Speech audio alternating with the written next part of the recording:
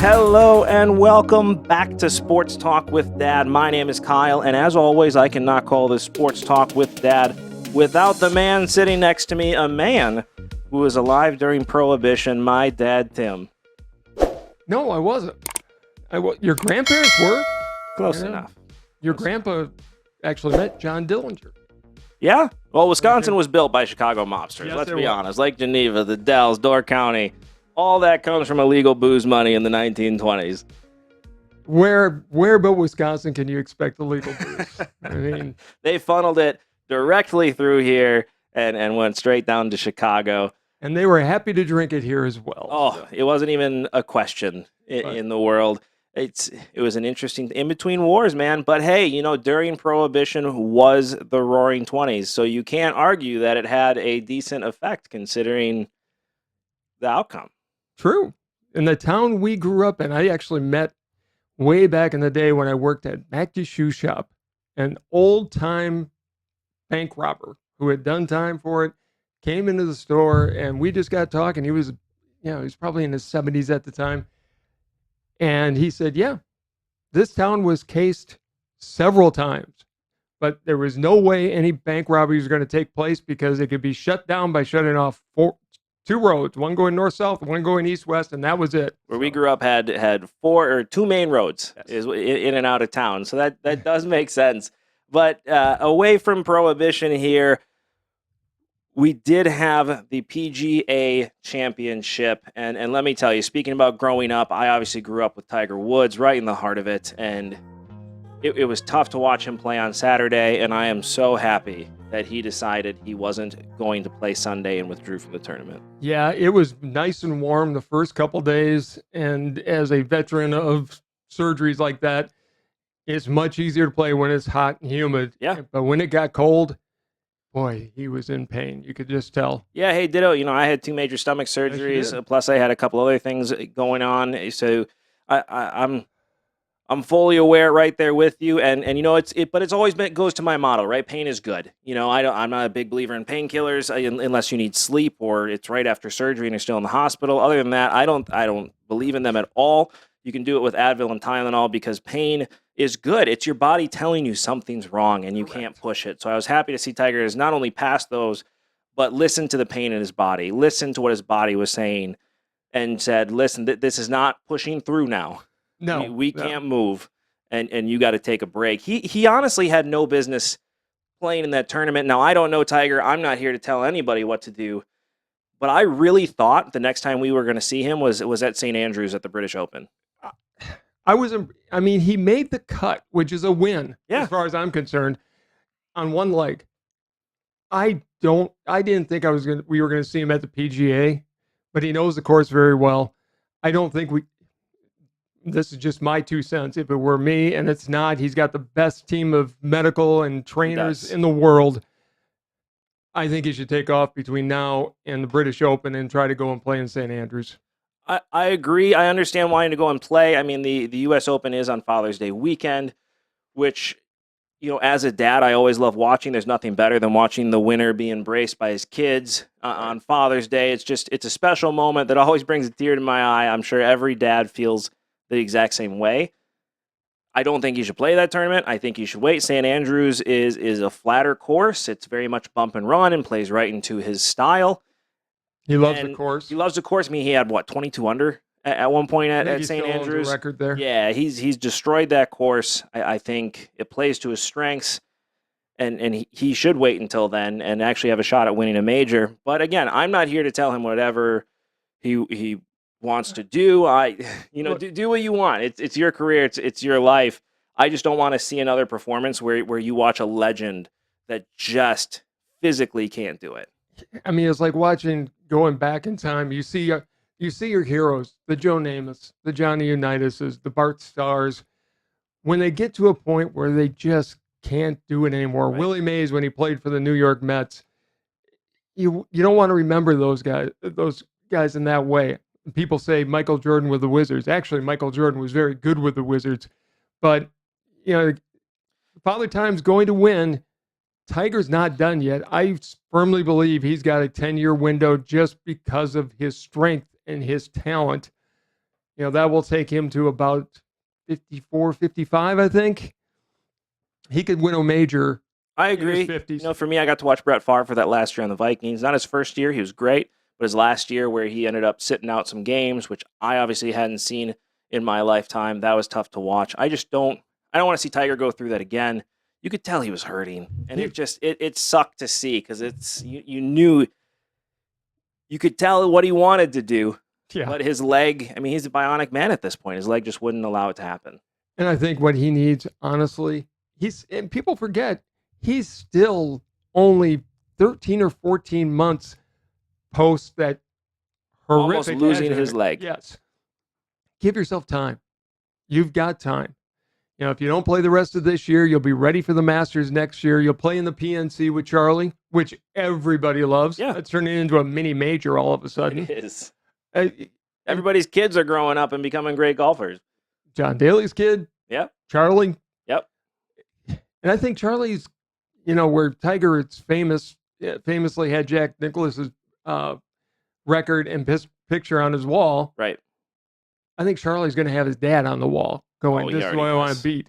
Yeah, he already does. I have no doubt. You can tell that relationship's solid. He's driven. And he's driven. You could see it when he was playing. Yes. Dude looks so much like his dad when he's golfing. It's awesome to see, and I hope he has that same type of success. If I'm Tiger Woods, I don't let my kids pick up a golf club, just like if I'm Michael Jordan, I don't let my kids pick up a basketball. But from the looks of it early on, he looks like he can live up to the hype. But going back to that same PGA Championship, we also saw something on Sunday. Sad. That we haven't seen, which is one of the greatest meltdowns of all time, which we are going to talk about today. So in today's episode, we're going to be talking about the top 3 meltdowns that we believe existed in sports history, as well as go over Peter King's rankings, NFL rankings, and pick who we think is going to make the playoffs this year that didn't last year. But Mito Pereira, I mean, what can you say? That was hard to watch. That swing, it was like he was hitting a fastball or trying to. Very clear that in his backswing, he thought, don't hit it into the water. We've all been there. You could tell. It's just he came across it trying to hit it left. All I have to do is hit it left. And he just thought in the middle of his swing, ends up hitting exactly where he doesn't want to hit it. He had to have a 4 to win, a 5 to tie, and he hits a 6 and doesn't even make it into the playoffs. Yeah, it was one of those, his mind knew what he wanted to do. His body just froze on him. Yep. And he hit the ball, his drive into the water.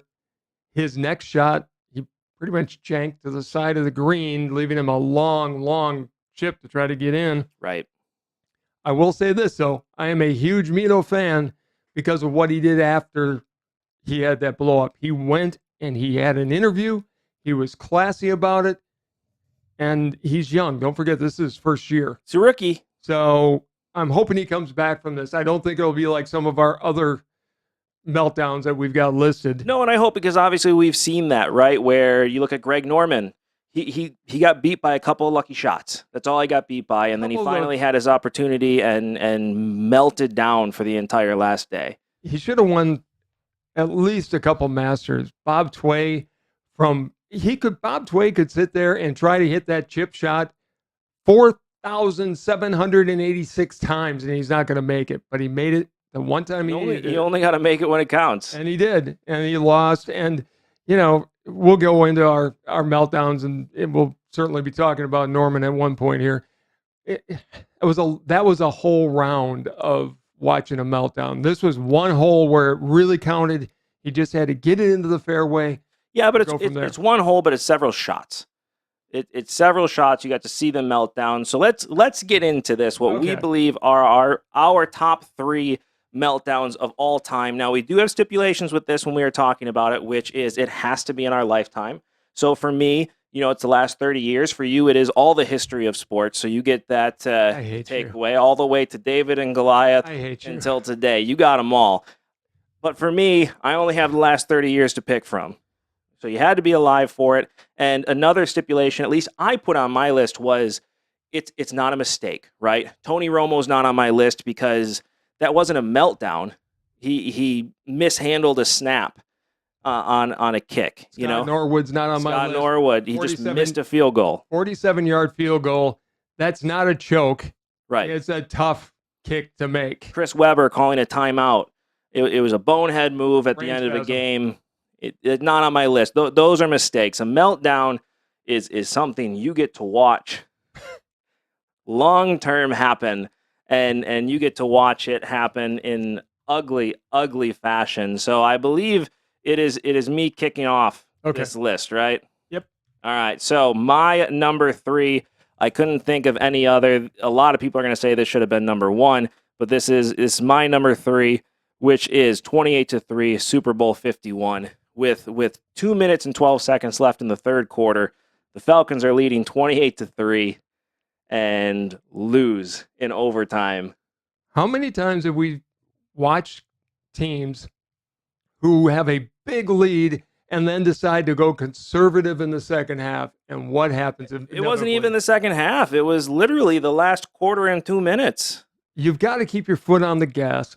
Keep making the plays that got you the lead in the first place and put the pressure on your opposition.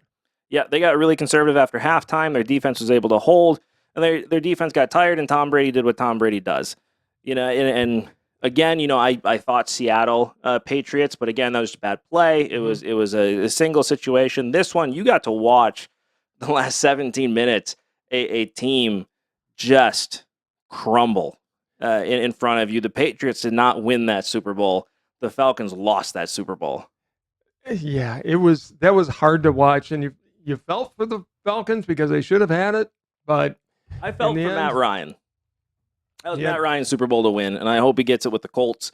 He won't. But that was Matt Ryan's Super Bowl. They had no business losing that game, but they did. They did. So that is my number 3 biggest meltdown of all time. For you, you had to go Cubs. Of course I had to go Cubs. The 1969 Cubs and the Black Cat. So had to go that. Why are you picking on the Cubs, man? You're going to too, I'm sure. But there's a lot to choose from. Yes, there is. 84. Should have let that damn goat in the game. Should have. 1945. We got our World Series now. Are you done? Yeah. Okay. 1969. I'm just starting to get into baseball. We've got the giant TV antenna on a 2-story house, 3-story house. I can watch it out of Rockford and out of Chicago on WGN, see Ernie Banks hit his 500th home run, and then watch them blow a 12-game lead in the month of September. I agree with Ron Santo. He should have hit that cat over the head with a bat. Ron Santo is one of my all-time favorite players. Statistically, he's the best greatest third baseman of the 60s, named to the 60s team. Better than Brooks Robinson. In every statistical category, he's better than Brooks Robinson. It hurt me to see Ron Santo get in the Hall of Fame the year after he died. He should have been able to sign once. Ron Santo, HOF. Honestly, this season is the reason he didn't get to do it, because if he gets on national TV, which back in that day they didn't have. They only had radio. Well, they had radio and they had local TV. I mean, WGN wasn't a super station at the time. So when you were a kid, though, right? Yes. I only had TVs. All right, I'm done. No, you're not. Probably not. I hate you. Anyways, he never got the big national attention. He didn't. Robinson, in a large part, he had an outstanding World Series. I'm not taking anything away from him. However. And a Hall of Fame player. Absolutely. But Ron Santo was every bit, if not better, than Brooks Robinson. If you disagree with me, go ahead. Take your best shot. Look up statistics. Ron Santo is the greatest third baseman of the 60s, of his entire decade. Never got the credit for it. Still to this day doesn't get the credit for it. But yes, I love Ron Santo's quote. He said the biggest mistake of my career is not smacking that cat with the bat, because he was in the batter's box at that time. Who's letting a cat into the game? The Mets. I mean, they're up 12 games going in September. 17 of 25. Yeah, it was hard to watch. And people said, oh, it's because they played all day games. No, they just froze. They stopped playing their games. They stopped hitting. If you can't hit a home run, which you can't in Wrigley that time of the year, the wind starts blowing in, you got to go to small ball. But when you've got guys like Billy Williams, Ernie Banks, Ron Santo, you're going to try to hit home runs. All capable of playing small ball, by the way. Absolutely. Every last one of them was capable of playing small ball. That's the greatest Cubs roster ever assembled. Maybe the 2016 team was the better roster. It was right up there. It was right up there when it comes to pitching. You had Fergie Jenkins on that team. You had, I think Holtzman was on that team. Bruce Sutter was on that team too, right? No, that was way before his time. Oh, shows how much I know. I mean, Bruce Sutter came along in the late 70s. But the best story about Ron Santo, and we'll close off the 69 Cubs with this. Ron Santo played his entire year with type 1 diabetes. He played his entire career with type 1 diabetes. He lived his whole life, and he had to hide it. The only person that knew was Randy Hundley, who was his roommate. And he told him, look, if you ever see me go into diabetic shock, put a candy bar in my mouth. So they had it planned. But back during that day, he wouldn't have been allowed to play. Never would have made it to the majors if they knew he had diabetes. I got to meet Ron a couple times. And I'm very jealous. What a gentleman. Yeah. I played in a couple of his Juvenile Diabetes Foundation golf tournaments. Just a great guy. And clearly loved the game, loved being alive. To this day, you don't have anybody playing in Major League Sports with type 1 diabetes. It just doesn't happen. I mean, that's tough to do. It is very tough to do. Especially in today's game, the endurance you need to play. I mean, it's impressive, and he should have been a first ballot Hall of Famer like he deserved. Absolutely. But I agree. The 1969 Cubs are... What's next on your list? A big meltdown. My number 2... I have to go with what just happened. The 2022 PGA Championship with Mito Pereira. I've never seen anything like that. It was from first swing to the end. I've never seen anything like that before. It was just a meltdown. It was. He got into his own head. He knew what he had to do. I think he's gonna grow from this. If he gets in that situation again, he's gonna play it. I hope so. And I think his caddy was right there with him. I mean, it's very much a team at that point. You know, Justin Thomas, the winner of the event, talked about how Bones really got into his face and said, "Look, you're playing well. Don't get down on yourself." Right. Looking back on it, he should have hit a 3-wood off the tee. Just get in and play. That's all he had to do. Well, and obviously he thought that in his backswing. The only reason you end like that is because you're trying to make that ball go left to avoid the water, and it killed him. That is my number 2, and we went into this enough. It was tough to see. Yes, it was. My number 2 is a game that was just unbelievable to watch. Now, I thought, until you and I started talking about this, I thought that it was not a wild card game. I thought it was the AFC Championship game. Everybody does. And it wasn't. It was just a wild card game. Houston up 35-3 at half, and the Bills come back to take the game. And it was another case. They got out of their game, couple turnovers. Frank Wright was just a right quarterback. He had a major comeback in college as well. He knew what to do, and he led them down the field. And it was just a brilliant performance. Underrated. People don't talk about the greatest performances in football. Frank Reich should be on there for what he did in that game. They came back and they won the game. As you and I were talking, Houston, now Tennessee, did get a little revenge later on. They did. The Music City Miracle, also a wild card game. Both teams that won those respective games went on to the Super Bowl to lose. So it was a complete and total payback. The Music City Miracle, not on my list as a meltdown because, again, just the straightest ball ever thrown down the line. To this day, even with the science we have today, that ball didn't move. It was just bullets straight down the line.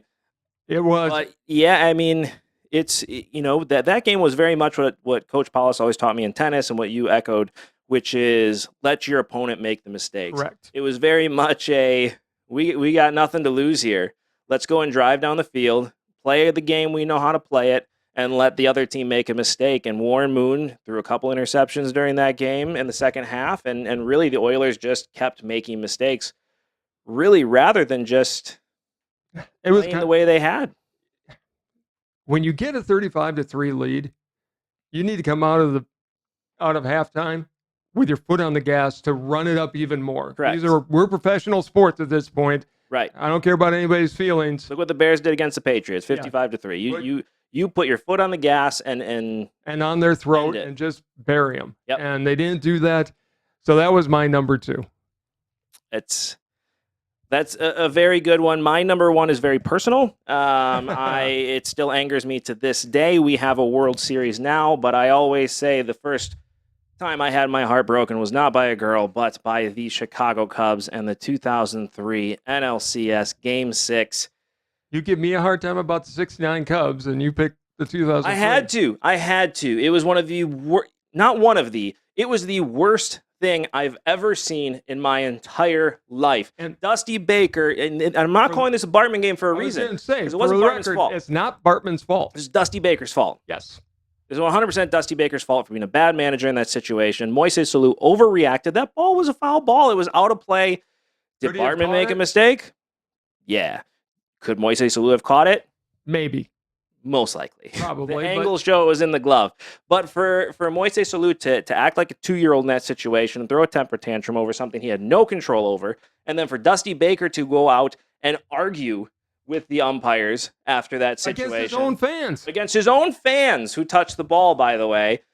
And just to not take Mark Pryor out of that game, who's clearly shaken, which led to Alex. You don't even go and talk to your team in fullness until Alex Gonzalez makes the error on the next play, which, by the way, if he makes that play, and everything plays out the way it's supposed to, we still go into the ninth with a 3-2 lead. You had Kerry Wood in the bullpen at that point. Why are you not pulling Pryor out and putting in Kerry Wood, who the Marlins have, at that point, had not been able to touch? Why are you not bringing the entire team into the infield at the pitcher's mound, looking at Alou going, shut up, we're done. We're done. We just have to win this game.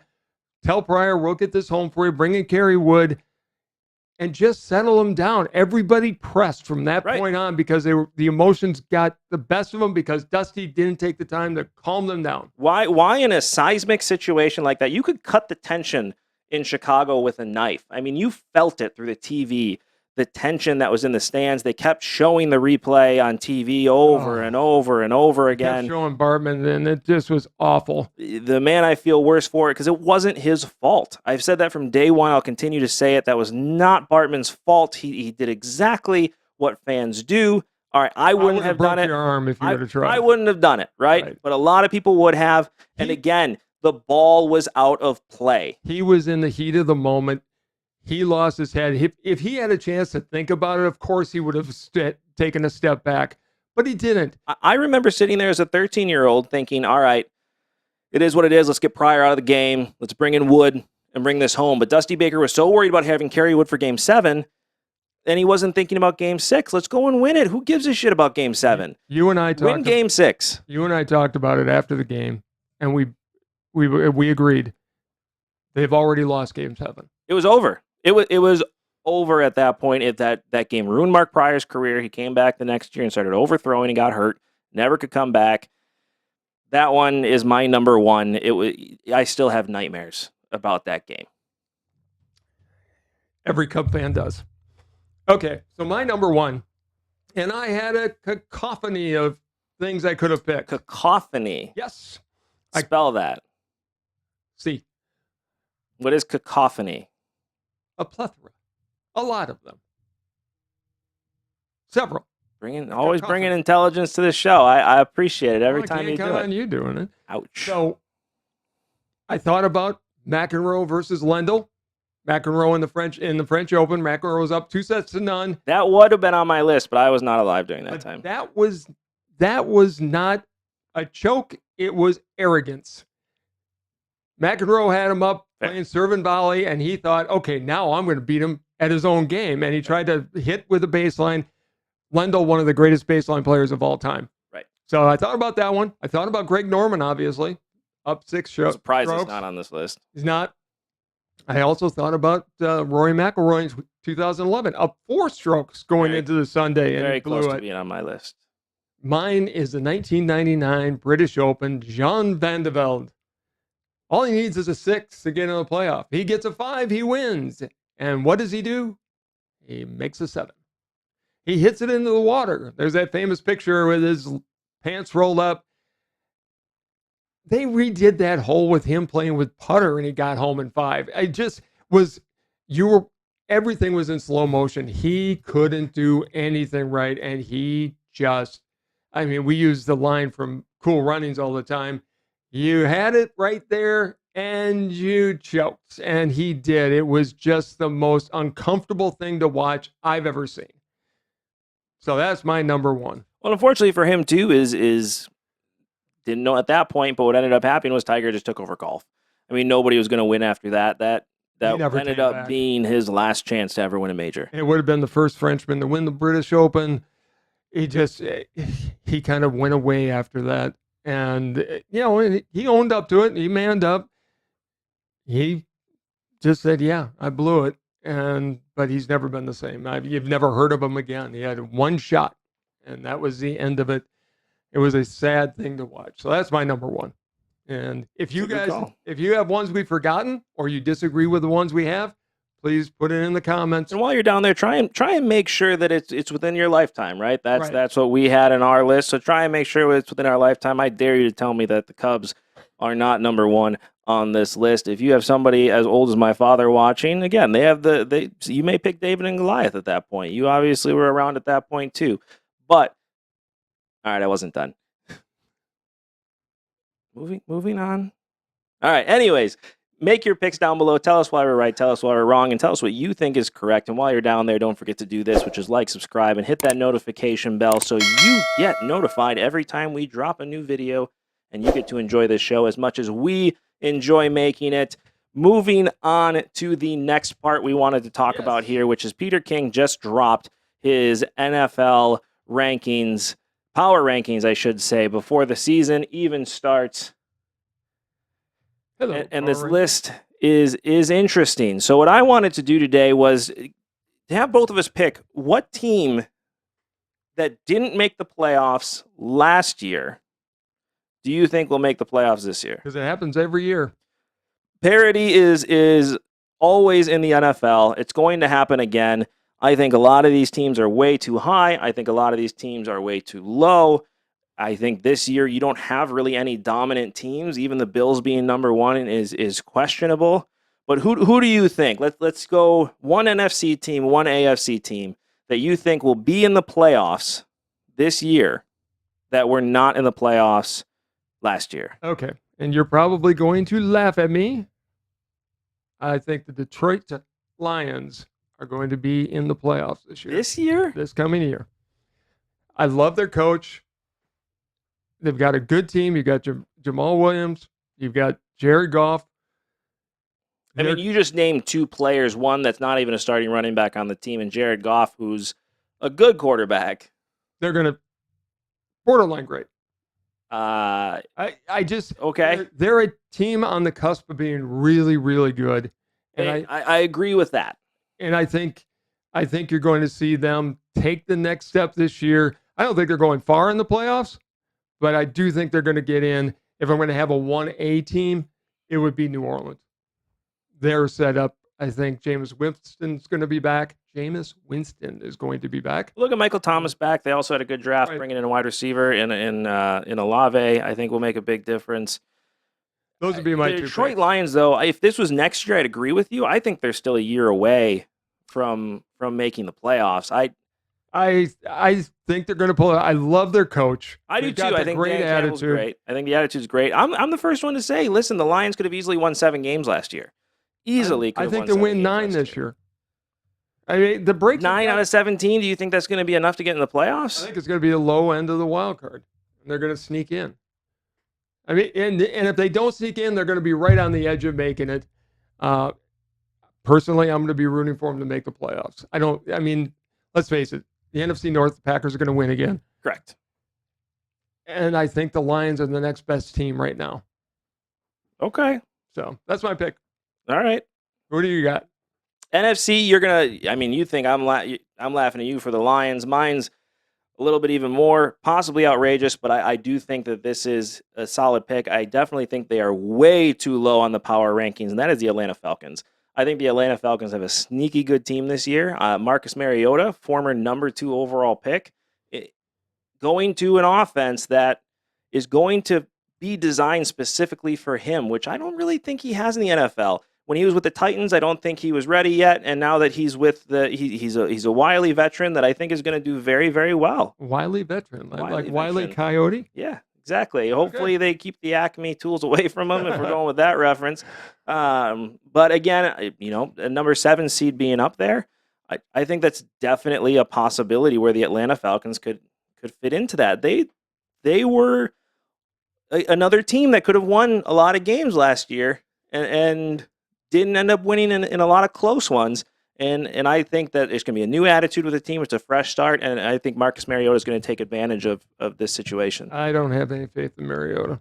He's never impressed. He was a great college quarterback. He's never impressed me as a guy, and maybe he's grown into it. Maybe he'll get there, but I don't think he's going to be. Watching his poise when he stepped into games with the Raiders, it was just a different guy than who played for the Titans. I agree with you, and he was drafted. I never thought he should have been the number 2 overall pick. I never would have had him as my franchise quarterback. But for a starter for a team that's defense is going to be better, that does rely on the running game, I think he's going to be able to make a big difference. And I think they're my surprise team. Okay. If we're doing 1As, the Vikings would probably be the team I'd pick to sneak in. Yeah. The Vikings should have won more games than they did last year. The Vikings should have been in the playoffs last year. I don't see it this year. Dalvin Cook can stay healthy. I think they make the playoffs and give the Packers a run for their money in the division. Well, I think the Packers, they've got to find a way to get their receiver core to come around. They've got to work on the timing with Rodgers. Of course, Rodgers is not in camp to work with them. So, he never was going to be. It was never going to be a thing where he was going to be a voluntary OTAs. He has no roster bonus. I get it. He wasn't there last year, and he wasn't there for mandatory OTAs, and won an MVP for the 4th time. And who did he have as wide receiver last year? Guys, he was very, very comfortable with. These are a whole new set of receivers. And Rodgers, I trust. Okay, fine. Who do you have in the AFC? The AFC team the Indianapolis Colts are an obvious one for me. I'd say they're my 1A team. I like Matt Ryan a lot. I like the Colts team as a whole. Obviously, you have, what's his name? Jonathan Taylor. Thank you, Jonathan Taylor. I was going to say Taylor, but I was going to say Jim Taylor. I'm like, that's not right. He was a Packer way back in the day. Jonathan Taylor should have won the MVP last year, arguably. They should have done a Brett Favre, Barry Sanders thing where you share the MVP. But my team that I think is not only going to make the playoffs but go to the Super Bowl is the New England Patriots. They're going to be in the playoffs. I like your Indianapolis pick. If I'm going to have a team that's going to be in the Super Bowl, it's going to be Denver. Denver's a good pick. They've got the defense. They've got one of the top 2 or 3 quarterbacks in all of football. It's been great since he came out of college, wherever he went. Yeah, because you're not biased at all. About Russell Wilson? Yeah. Being the greatest quarterback out of that draft pick and then coming and being a Super Bowl quarterback and probably going to be a Hall of Famer? No, I'm not biased. Yeah. It has nothing to do with him wearing a W on his helmet and being in Cardinal and white for the last collegiate season. Would have won if they would have had better coaching. Probably. Anyways, but yes, I think Denver is primed to make the run. And the AFC is going to be unbelievably tough. It's going to be so much fun to watch. I think that Devontae Adams is going to regret going to LA or to Vegas, rather. I think so too. I mean, there's very few wide receivers that leave Hall of Fame quarterbacks that don't live to regret it. Look at Greg Jennings leaving Brett Favre and Aaron Rodgers. Javon Walker. I mean, we're just talking Packer players. And right. It doesn't end well for him. Even Jerry Rice. Yeah, he was at the end of his career. Terrell Owens left to be with a Hall of Fame quarterback and ended up having some better numbers when he started playing with the Eagles. So, I mean, it depends what you think of Derek Carr. And I don't. I take Jared Goff over Derek Carr. Let's put it that way. Oh, I wouldn't. I would. I wouldn't at all. I would. Well, there you go. You have a right to be wrong. I put my stake in the ground with the Lions. I've got to ride them all the way at this point. That's fair. At least you're consistent. Yes, I can't argue with that. I am. All right, so for the team for the NFC here that you think will not make the playoffs. San Francisco. That was in it last year. You didn't even let me finish my question. That was called a dramatic pause. And, all right, San Francisco 49ers. Ended up being a pregnant pause. But, yeah, San Francisco, I think, is going to be the team.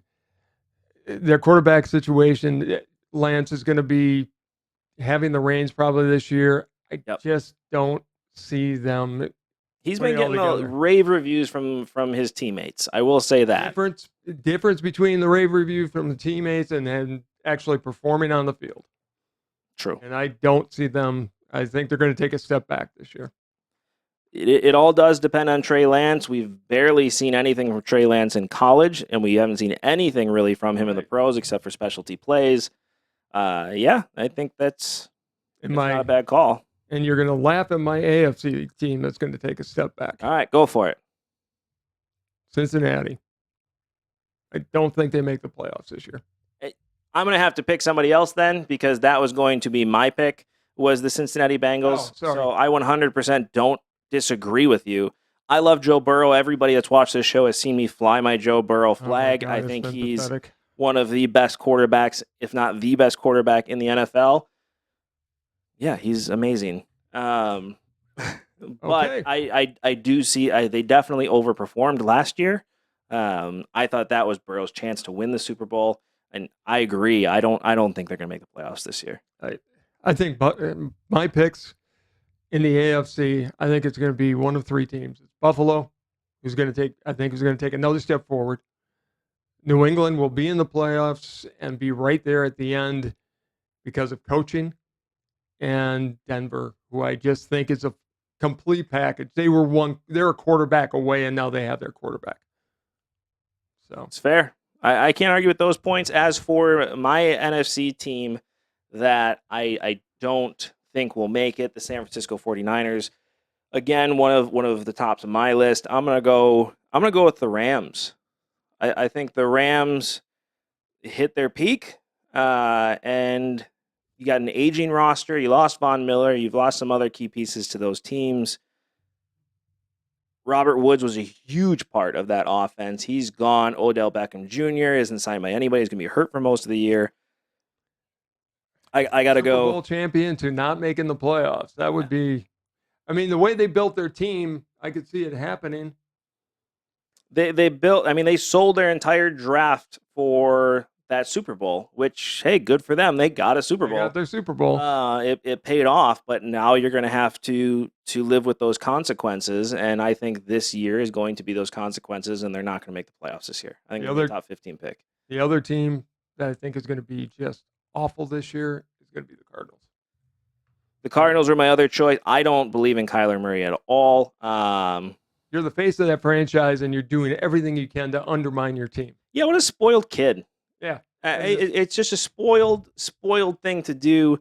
You have the team that drafted you number 1 overall. You've been there for 2 years. They literally built a roster around you, and then you delete all of their information off of social media to be the most passive-aggressive person ever to walk the planet. What a garbage thing to do. What an immature thing to do. It's everything I don't like about professional athletes. Well, this guy's clearly still a kid. He was drafted number 9 overall in MLB, number 1 overall in the NFL. He's clearly an athlete, but he's too small to play quarterback, number 1. Number 2, how do you walk into a locker room to lead your team after that, being with the Cardinals? I don't think you do.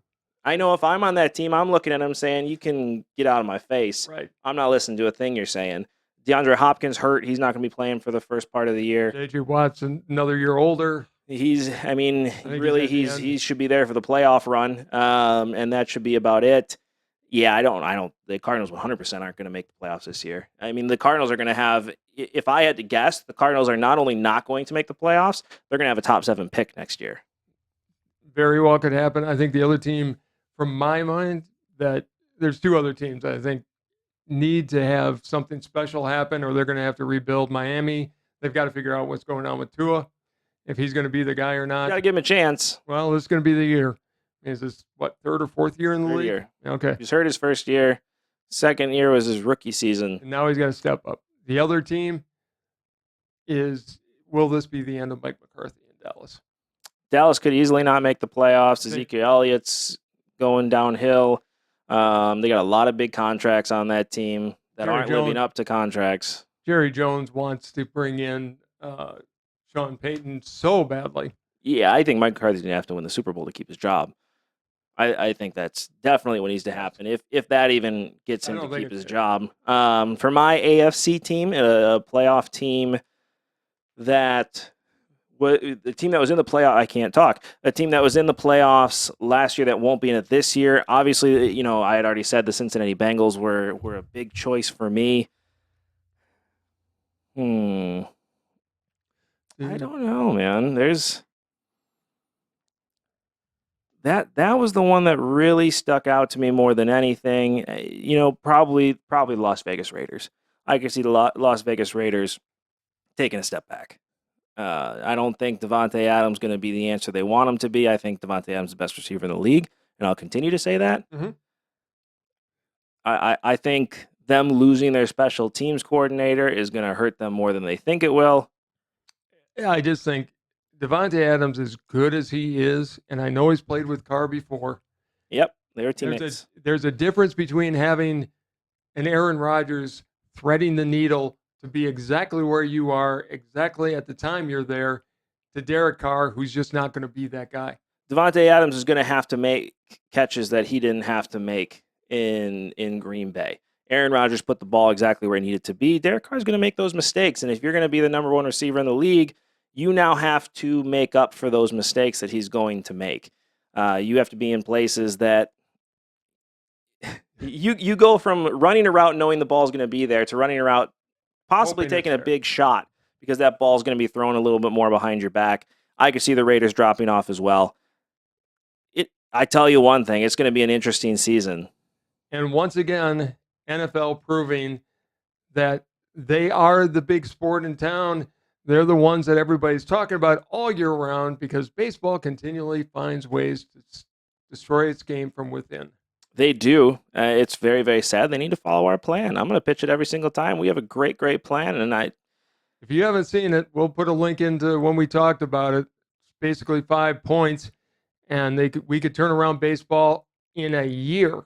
And it would be more exciting for fans all around the country if baseball would just wake up. Every team would have to step up and be competitive because every year, every team, like in the NFL, would have a chance to win. Yep. Somebody would be stepping up every single year. Will baseball do it? No. But we're talking about the NFL. We'll definitely revisit the MLB, and you can check out that video. We'll put a link here on the cards of this video so you can check it out. It's going to be a good NFL season. I think we touched a lot today. I think we've had a good show. I think it's time to... We do have good shows every single week. This is very, very fun. I always enjoy it. It's a bright spot of my day. Mine too. By far. But before we head out, any last words? Coming up on Memorial Day weekend. It is. While you're enjoying your family, don't forget the reason for the holiday. We're here to thank those, especially all the men and women in uniform, but especially those who have given their all for our freedoms. Yeah, this holiday is specifically about the men and women that have given the ultimate sacrifice to allow us to sit here and do things like have a sports show on YouTube. So, you know, definitely for all the loved ones out there that their children or husbands or fathers or wives or mothers have given that ultimate sacrifice for this country. Thank you so much for everything that they did, and know they are in our thoughts and prayers this Monday as Memorial Day comes around. That's it. How about any last words from you? You always come to me. What about from you? I got nothing. All I can say for my last words is don't forget to do this for me, which is like, subscribe, and hit that notification bell so you get notified every time we drop a new video, and you get to enjoy this show as much as we enjoy making this show.